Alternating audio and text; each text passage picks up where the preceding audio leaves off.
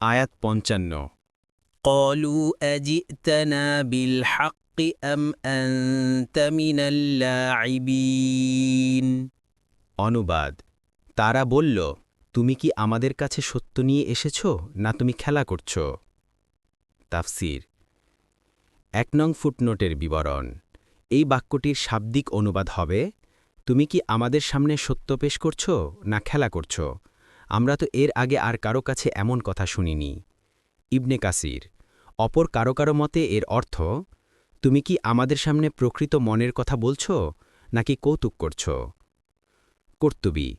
নিজেদের ধর্মের সত্যতার প্রতি তাদের বিশ্বাস এত বেশি ছিল যে তারা গুরুত্ব সহকারে কেউ কথা বলতে পারে বলে কল্পনাও করতে প্রস্তুত ছিল না। তাই তারা বলল, তুমি নিশ্চয় ঠাট্টা, বিদ্রূপ ও খেলা তামাশা করছ, নাকি প্রকৃতপক্ষে এটাই তোমার চিন্তাধারা?